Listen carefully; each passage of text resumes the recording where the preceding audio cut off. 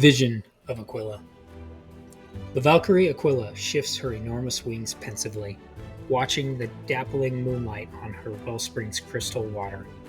"I'll not refuse you this, Zenithrax," she responds at length, "but I'll have of you an explanation."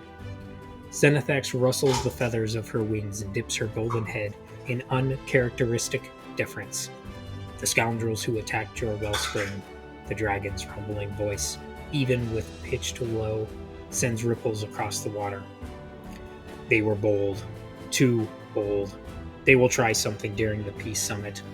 Aquila neither responds nor moves. The dragon presses on. "Had not your wizard Awashia been so cautious, those mercenaries may have planted poison in your veins. They dared to touch the spring itself, toxin in hand, and we do not know who sent them. While I am away to the summit, I bid you continue the course of caution. Keep your wizards here to defend our borders.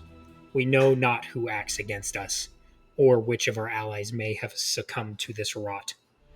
Aquila remains still, but Zenithrax senses she has pressed too far. She changes tact. "I would have Denis accompany me for this reason. He is no fighter, but has proven himself immune to bribery. My trust in him is as absolute as his trust in you." At last the Valkyrie general nods. It is a short motion, and final in its authority. "Good. Go then with my blessing, and reveal yourself. Sue for peace at the summit, and let this foolish decade of war be done. But Zenithrax..." Aquila turns slightly. Her haunting blue eyes pierce the dragon to the bone. "Our kindness has been mistaken for weakness. Correct this." With a deep rumble of satisfaction, the dragon takes her leave. Aquila turns pensively back to her wellspring, watching as the ripples settle and the poison in its waters become visible once more. Vision of Scallywags. Fia and Bokburna aren't much for talking, so it falls to Killian Vane to address the motley assemble. He flashes a winning smile he doesn't feel and begins. "We're off to a start, my friends, and we're far from done. Tomorrow's the summit. Those magic water drinking Valkyrie are going to have a little chat, decide who gets what part of the world. Not just this world, all the worlds. Yours and theirs and mine. Are we gonna have that?" "No!" screams a spirited member of the Knaves, and her energy spreads through the room. Killian lets it ride a moment before raising his hand for quiet. "That's what I want to hear, Scallywags, but keep it focused. One wrong look from a Kyrie with an itchy bow finger and we're all on the ground for good. But have you heard the news, right? That's why you're here." He grins, this time with real venom, and his compatriots grunt their approvals. "They say that a Valkyrie's been killed. Now, we ain't got specifics on it yet, but mark me, we will, Knaves. Exiles, you've got your groups. Get out there and plunder some secrets. Whoever did it, however they did it, we're gonna find them, and we're gonna learn from the best. It's time to sink those blasted tyrants for good." Map 1. The Shattered Table. 10 years ago, those who drunk from the wellsprings met on a high plateau in central Onstrom and declared themselves Valkyrie. They meet again now, in hope of an end to a decade of war. Even Utgar, battered from years of allied efforts to break his hold, has deigned to attend. But so too has Revna, the newest Valkyrie to rise, and with her comes suspicion. There are rumors she claimed the life of one Valkyrie already. Discord and obfuscation surround Revna's origin. The others know little about her or what she may ask in exchange for peace. Wind whistles in the tense air. The exposed plateau of the table is less inviting than many had hoped. Scenario 1. To face defacement. When the Valkyrie generals attempt to negotiate peace, the pirates infiltrating the conference encourage some of the troops to play politics behind the scenes. Defacing a rival general's banner would show they lack the power to defend it, but getting caught would be disastrous for their own reputations. Scenario 2. Chaos ensues.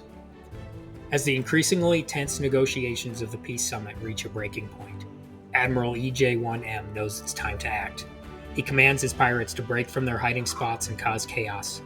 With every general's forces on edge, it will be impossible to know who started the fight, and easy to shift the blame. Scenario 3. The table shatters. The Valkyrie General Aquila attempts to warn her fellow leaders that their well springs have been poisoned, but her words fail to find their mark. It appears many are already under the toxin's influence. Unreasonable demands are met with open hostility. There is resounding chaos from afar as conflict breaks out amongst the Valkyries' forces. As the peace summit crumbles, a last attempt is made to control the table and restore order. Map 2, Heshva Basin. Where once stood the city of Heshva in Anud, there is now only a poisoned crater. Flooded by the tides, a scar left behind by the ravages of war. It is a rueful, sordid place, and its skies are filled with noxious haze that makes it ill-suited to any future habitation. And yet, even in the most barren of places, curious life persists. Scenario 4. Defend the Damned. Revna's people have no lands of their own. No one is sure where the general herself came from, though there are whispered rumors she lived in Heshva in an age long past. Many blame her for the fall of the summit, though real evidence is scarcely to be found amidst the confusion. While few brave souls stand to defend her followers from unprovoked attacks, others are willing to put aside their own differences to have their answers in blood. Scenario 5. Ghosts of the Past. For those who dare to take refuge in Heshva Basin, the dead are a part of life. Restless spirits from Heshva's past drift among the toxic haze, tormenting any they see as a trespasser. Those who come to Heshva pursuing their foes will soon be made to regret their choice. Unless you appease the spirits of the dead, no one escapes the basin alive. Map 3. The Howling Pass. The highlands of Upper Bleakwood lies the Howling Pass. This precariously narrow land bridge holds firm against the thundering river and screaming mountainside air. Carved and tested by time, voices can scarcely be heard above the din of nature, and many have tried to brave the remorseless currents, never to return. Scenario 6. Raylin's Reckoning. In the aftermath of the summit, old rivalries explode in new conflict. Blaming the notorious Valkyrie General Utgar for the collapse of the peace talks, Knight Irene gives chase to the traitor Raylin the Kyrie warrior, tracking her deep into Utgar's territory of Upper Blakewood. Have they been led into a trap? Knight Irene does not care either way. With her Frostclaw paladins at her back, the time has come to bring Raylin to justice, or die a hero's death in the attempt. Scenario 7. Louder than words. In the aftermath of the duel between Irene and Raylin, furious winds rage through the pass, echoing the wrath of opposing Valkyrie generals. Where some old alliances hold fast, others finally snap, and orders to attack resound across Valhalla, but the specifics of those orders can be difficult to interpret over the howl of wind and waters. Map 4. Vile Cove. Where the bitter sea meets the desolate shores of Anud, there is a sheltered cavern washed by putrid tides. It is hidden from the view of all but the most careful observer by natural outcroppings, and holds the bones of an ancient lighthouse, long reduced to ruin by the war of the Valkyries in Valhalla, a perfect meeting spot for those looking to avoid prying eyes. Scenario 8. Dead Men Tell No Tales. The pirates' ploy of sabotage and confusion has earned their secret leader a great deal of time. Though for those on the front lines, luck may be running dry at last.